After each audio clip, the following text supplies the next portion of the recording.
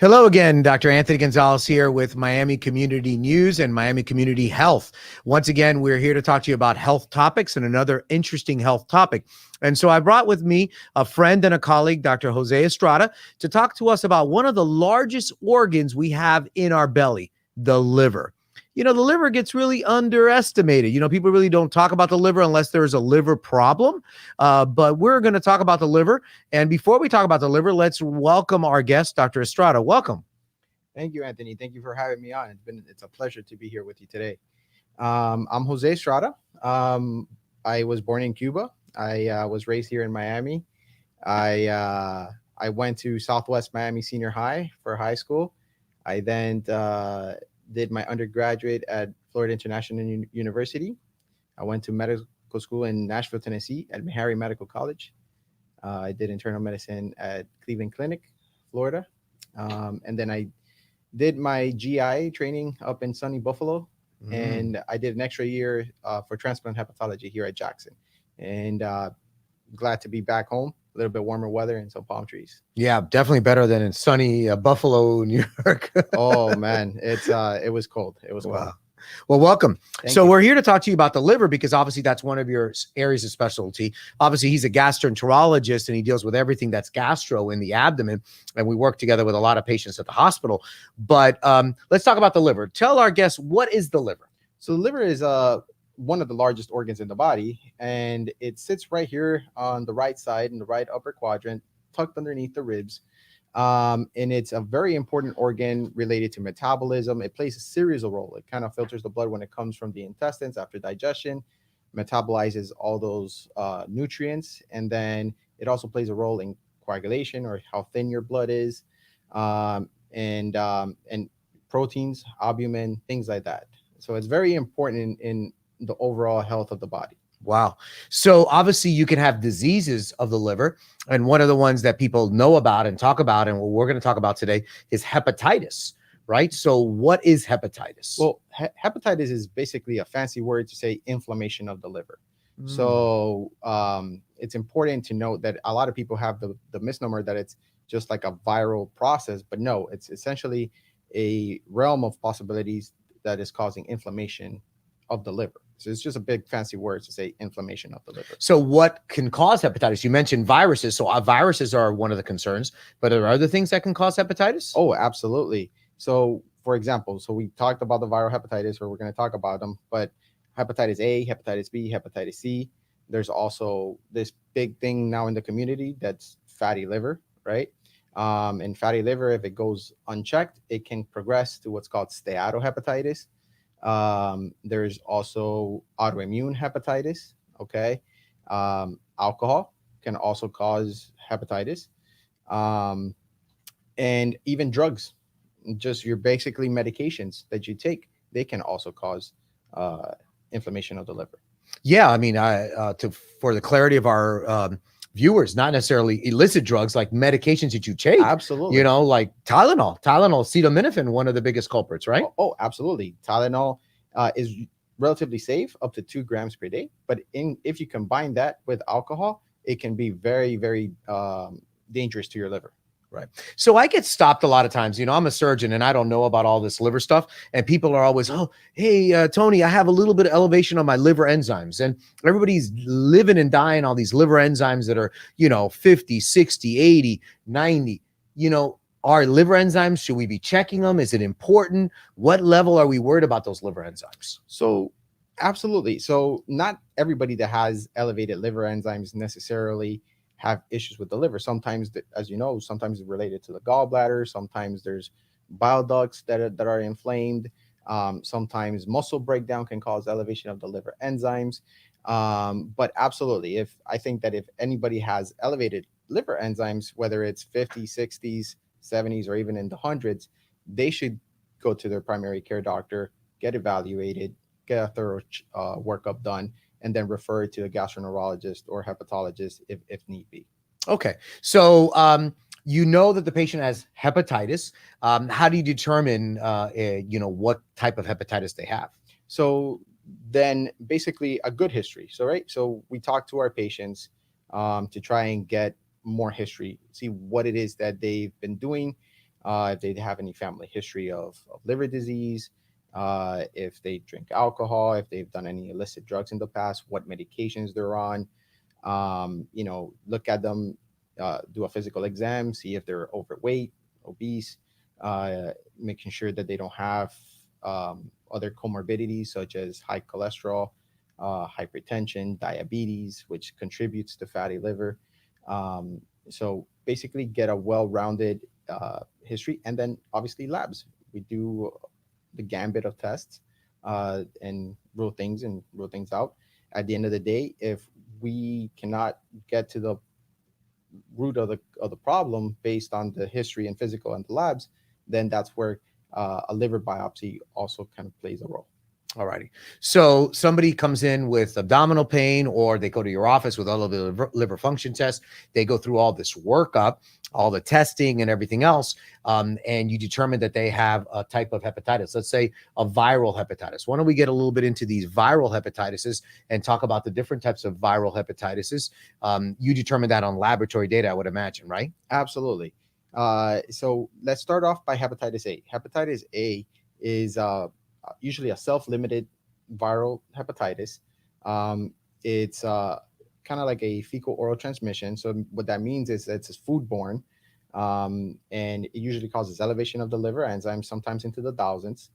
You get jaundice associated with nausea, vomiting, diarrhea, and it's usually self-limited. Usually without just supportive treatment, maintain well hydration. Usually it resolves on its own. Then you have hepatitis B, which is a little bit more tricky to treat. Sometimes it's chronic. Patients have it chronically. We can give them medication to put it to sleep, but it's important to note we can never get rid of it completely. It usually sometimes stays dormant in the liver. And then the last one, at least the most popular ones, is hepatitis C, right? So this is another viral hepatitis that is chronic. Usually, in some cases, the patient can beat up the virus and put it to sleep, get rid of it. In other cases, it again stays with you forever unless you give medication to completely eradicate it. So A, you get it through food and you get it through hygiene and so forth. B and C, blood only, or how do you get B and C? So B and C, so actually the most common way of acquiring hepatitis B is at the moment of birth, transfer from mother to child. Yes, you can also get it through blood transfusions, and then in the past, things weren't checked appropriately, and then also illicit drug use and hepatitis B, also with a risky sexual behavior. Okay, so now I've seen some people, and we've seen them tell me, hepatitis B and C, does that progress to further liver damage? Nowadays, people lead to like real like cirrhosis. Maybe tell our viewers what cirrhosis is, and then can you progress to cirrhosis nowadays with B and C? Right. So that's a good point. So hepatitis, right? It says inflammation. So inflammation in any organ, if it leaves unchecked, it leads to scar tissue deposition. And that's all cirrhosis is. Cirrhosis is scar tissue deposition in the liver. Okay. And yes, so hepatitis B, and C for that matter, if it goes unchecked and it goes untreated for years, it can progress to cirrhosis and this essentially scar tissue deposition in the liver. And that in itself leads to other issues, right? It can lead to confusion. It can lead to GI bleeds. It can lead to this abdominal bloating, fluid buildup in the belly, and ultimately can also lead to cancer in the liver. Wow. So hepatitis C also has become more popular. What happened? Why is hepatitis C back? There was a time period, I think we were being vaccinated for B, or a lot of people are being vaccinated for B. Is that still happening? Absolutely. Yeah. So, it's all of my patients that have elevated liver enzymes. Part of the test is to see whether they're immune to hepatitis B. And if they're not immune to hepatitis B, I encourage them to get the vaccine for hepatitis B because it protects them. Hepatitis C, before in the past, there was the big baby boomers, and that's who were kind of getting checked because back in the past, again, with blood transfusions and And it was more prominent, that population, to be at risk for hepatitis C. Nowadays, with the opioid epidemic that has kind of resurged in the last several years, we starting seeing more younger patients with hepatitis C. So, there's been this initiative by certain ERs to even check hepatitis C on patients that come into the ER, to identify those patients at risk and offer them treatment earlier on. And why the opioid epidemic has caused that? Is that because of the drug use, you think, or the illicit behavior, or? I think it's a combination of everything, kind of like more narcotics use, which then kind of lead to progression of illicit drug use. And then,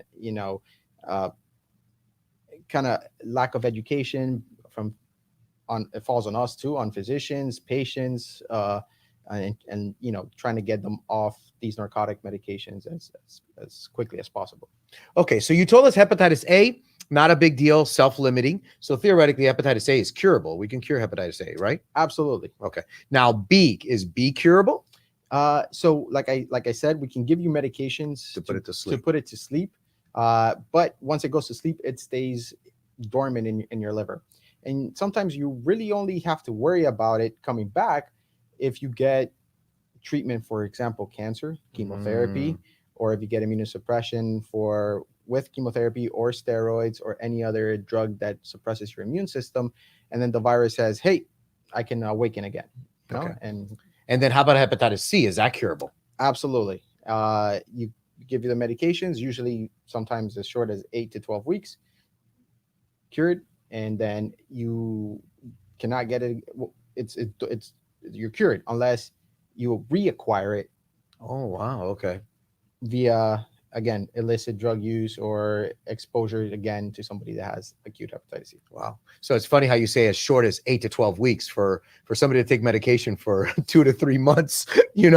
That's a long, 2 or 3 days is a long time for medication, I guess, but 2 or 3 months of medication. Absolutely. Well, in comparison to in the past, when you had PEG interferon for the treatment of hepatitis C, usually it would take years. Oh, wow. Okay. So then we've made a lot of progress. Great. Absolutely. Okay. So we learned that the liver is very important. It has multiple functions. We've learned that the liver hepatitis is just inflammation of the liver. There's a lot of things that inflame the liver, and we've touched upon the viruses. Now, one of the things that I see in my practice as a bariatric surgeon as well is all these people with fatty liver.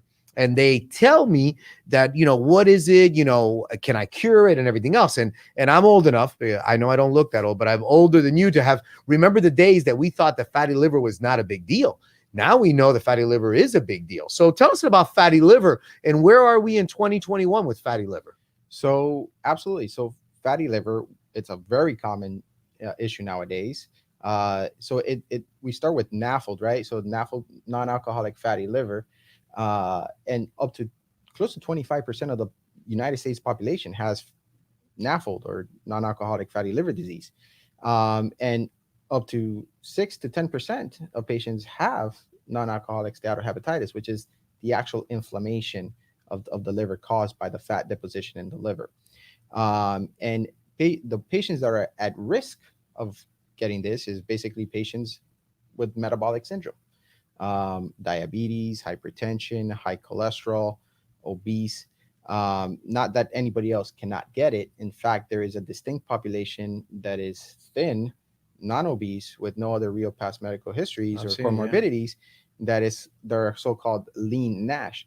These patients are somewhat trickier to treat because the best treatment for fatty liver, or NASH for that matter, is weight loss, right?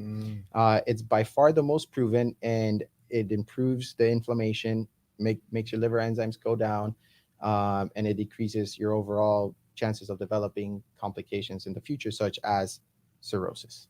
So I was going to ask you, so that fatty liver we now know that leads to cirrhosis, right? Correct. So before, in the past, there used to be this group of patients that would be labeled as cryptogenic cirrhosis, which we didn't know why they would get cirrhosis, because they didn't have hepatitis B, C, they didn't drink, right? So they would be labeled as cryptogenic. Now we know that in reality, it's not really cryptogenic, which is in fact hepatic steatosis. So how do I tell my patients, or how does a viewer who's watching who has fatty liver, how do they treat that fatty liver? So the best thing that I would recommend is lifestyle modifications, right? So a lot of patients have this confusion that they say, well, I eat really healthy. I don't eat any fat. And yet they have fat in the liver. And in reality is not as much as the low fat diet, but the low carbohydrate diet. Mm. Okay. So the breads, the sweets, the rices, the juices, the sodas is also important. There's a big link between high fructose corn syrup and hepatic steatosis. So that combination with exercise is by far the most proven method of reducing fat in the liver. There is not one great medication to reduce fat in the liver.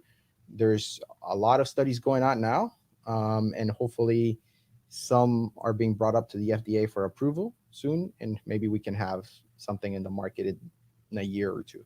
But it's funny how you, like all my guests, whether we're talking about cancer or we're talking about another condition, a sleep disturbance or psychological issues, eating healthy and avoiding, the wrong foods and the sugar compounds and doing exercise, leads to good health. And so it's incredible to me. Every one of these shows that I do, no matter whether we're talking about testicular cancer, or we're talking about sleep disturbance, or we're talking about pancreatic cancer, whatever we're talking about, always eating healthy. So again, eating healthy, but it's not really the fat, it's the sugars, and that's important. So that obviously teaches me to tell my patients as well. Now, does everybody that has fatty liver, they eat well, they exercise, and they lose weight? Will the fatty liver go away, or how do we know? Because sometimes I have personally done bariatric surgery on patients. They lose 100 pounds, and the fatty liver is still there.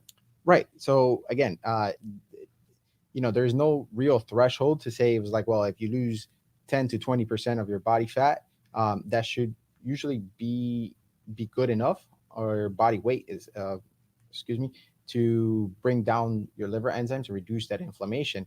But there will always probably be a little bit of fat there, deposition in the liver.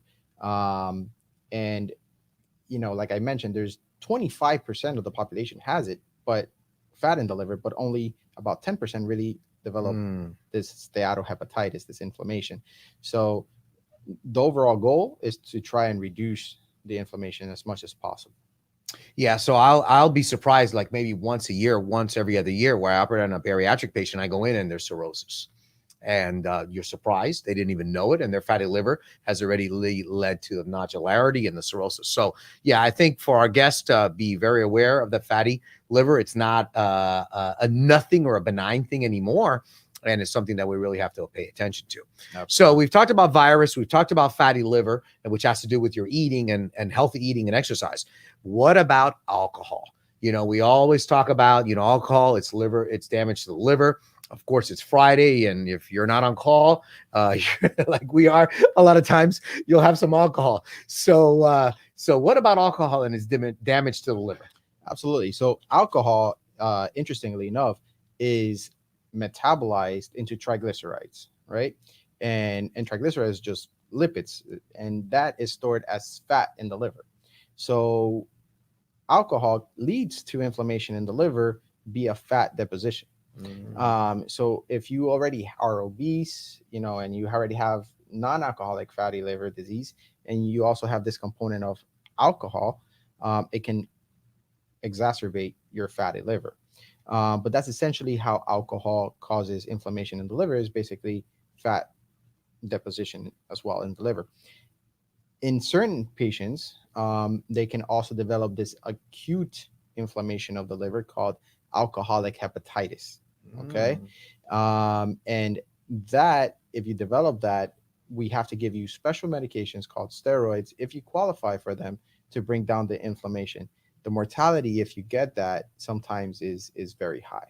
And that alcoholic hepatitis is because of like binge drinking, or is it or a bad combination of things, or could it be Tylenol and alcohol, like you mentioned, or why is that? So usually, yeah. So binge drinking or prolonged use of alcohol of every single day leads to that. In my experience, sometimes patients run into trouble when they stop eating and they prefer alcohol over food, because the liver is a forgiving organ in the fact that it can regenerate and it can regress the inflammation if we remove the offending agent. But it needs calories, it needs proteins to do that, to regenerate itself. So patients get into trouble when they forget about food, but nonetheless they go ahead and they keep on drinking. Yeah, because the liver is fed by what we eat. Absolutely. And everything we eat that goes into our intestine has to be filtered and is picked up by the liver. So that's why, the liver can suffer when we have patients in the hospital on nutrition by vein. The liver is suffering and starving. So, Absolutely. Okay. So now the biggest question of the day: how much alcohol is too much? I mean, to tell a patient or to tell a viewer, hey, stay off the alcohol so you don't damage your liver, it's not realistic. Everything in life has to be a balance. Right. So, how much is too much? We know that just drinking and no eating, is not good. Right. And drinking every single day is probably not good. But where is that balance? So I think, if you drink 1 to 2 drinks in a week, that should be fine, right? But if you start drinking more than 4 to 6 drinks in a week, okay, that sometimes can be a little bit dicey, and it can at least open the door to more frequent drinking. And I think that's where people start running into trouble. Yeah, I love that. In smoking, we have packs per day and so forth. And in alcohol, we have, no, I don't drink alcohol, or I'm a social drinker. Correct. And social drinking is very variable, right? It depends how social the person is. So how social is that social? Okay. So we learned about the virus. We learned about the fatty liver, and we've learned about alcohol. Now you mentioned autoimmune, and that's a big word. Explain to our listeners, autoimmune, what does that mean? And what is autoimmune, hepatitis or autoimmune damage to the liver? Right. So autoimmune basically just means that your body attacks your own body, regardless of what process you have. And autoimmune hepatitis is basically that your body is making antibodies against your liver. Okay. And therefore it's attacking the cells of your liver, making antibodies, destroying them essentially. And it can lead to markedly elevated liver enzymes. And we need to figure out if that's the cause of your liver enzyme elevation, and then treat you appropriately with steroids and bring down that inflammation. Okay. Well, obviously this is a medical condition. That's not something a patient can control, right? I mean, No. As opposed to we talked about alcohol, you can control that. You can control the fatty liver by what you eat. You can control viral hepatitis by your behavior and so forth. God forbid, illicit drug use or something like that. But that can't be controlled by the patient, but it's treatable, right? Yeah. So exactly. It's not the patient's fault at all, because they can't control their own body or what the body's going to do. But it is treatable. Yes, we have good medications nowadays with steroids and other immunomodulators that can bring down the inflammations, and they can recover. Well, that's great. So then probably the last thing I want to talk to you about in regard to hepatitis and causing inflammation is medications. And one of the ones that I don't prescribe a lot of medications as a surgeon. I give people, painkillers after surgery, and I give them antibiotics when they need it. And but painkillers, Tylenol, acetaminophen is one of the biggest culprits. So let's talk about acetaminophen and Tylenol damage to the liver, and talk about any other common medications that our viewers should be concerned about using, and at what levels, to prevent liver damage. Absolutely. So Tylenol, like I said, is pretty safe. It's a safe medication, but it can cause drastic elevation of the liver enzymes. It can even cause liver failure. Okay. In which case you would need a liver transplant to rescue you from fulminant hepatitis and death. So up to 2 grams is safe, okay, per day. But with the caveat is that it should be avoided with alcohol, okay, because then the safe dose is much less. Other common drugs, for example, Augmentin, which is just amoxicillin clavulanate, is notorious for causing markedly elevated liver enzymes. Wow, I didn't know that. Okay. And patients come to the hospital with elevated liver enzymes, yellow as a canary, and they don't know why. And then when we review their medications, they were recently started on augmentin. Wow. And sometimes just for when you go to get a tooth extraction, Yeah. they give you augmentin, and that's something that patients should be aware of. Okay. So obviously we've learned quite a bit about the liver. We know the liver is very important. We know it has multiple functions, and we should take care of our liver by, correct behavior, correct eating, avoiding alcohol at excessive levels, and be careful with medication. But there's sometimes that the liver has to be exchanged and transplanted. And I'm not going to let you go without at least telling us what is, my last time I saw a liver transplant was probably 25 years ago.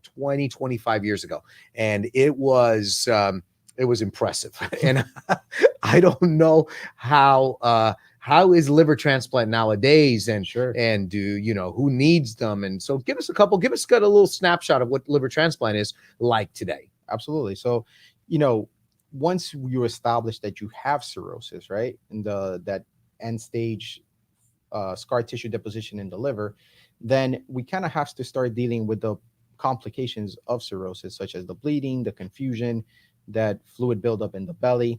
And we kind of periodically assess how well the organ is functioning with labs, right? And then that's kind of where this fancy algorithm called MELD, right? So MELD is a calculation of several factors in your blood that we determine how sick you are, how well your liver is functioning. And we use that as a surrogate to kind of put you on the list. So usually like a normal MELD to kind of is like 7 to 10. Once you start getting to 15, you should be referred to a transplant center to be evaluated. Okay. The median score of liver transplants here in South Florida is about 28, around there. And the highest it goes is 40. And 40s, you pretty much need a liver right now. Luckily, down here in South Florida, we have great transplant centers at Jackson, Cleveland Clinic, Broward General. So there's a gambit of good transplant centers that patients can be referred to.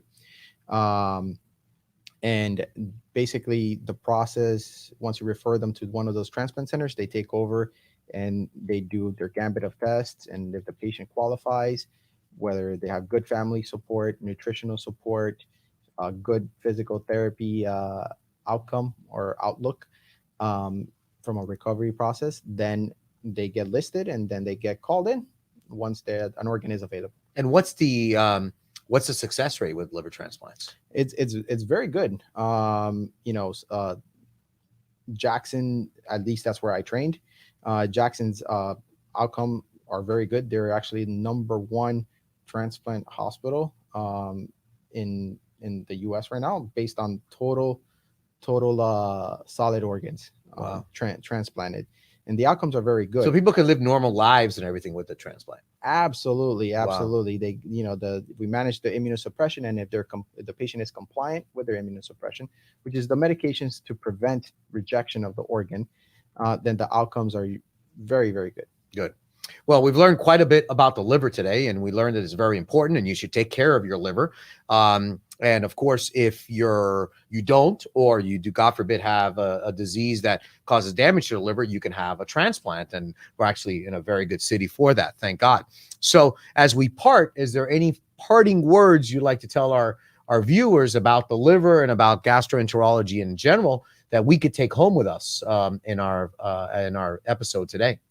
Absolutely. So basically, what I wanted to convey is obviously, teach them about the liver. Hopefully I did that. If they're ever been told that they have elevated liver enzymes, again, they should be referred to a primary care physician, evaluated, and then referred to a gastroenterologist, hepatologist, and get to the root cause of why the liver enzymes are elevated and get treated appropriately. So a lot of these conditions can be reversed. And like I mentioned, the liver is a very forgiving organ, and we can prevent progression of disease, which then leads to cirrhosis. Yeah. And avoid that transplant. So obviously, Dr. Estrada, I want to thank you for being here with us today, telling us a little bit about the liver. We've learned quite a bit. And I tell our viewers to take care of your liver, be good to your liver, pass your hand on your liver. It's on the right upper quadrant of your abdomen right there. And, avoid those medications, avoid that bad food, and of course, alcohol to a limit. So once again, Dr. Anthony Gonzalez with Miami Community Health with another interesting episode of Health Conditions for you. We are signing off. You guys have a great day.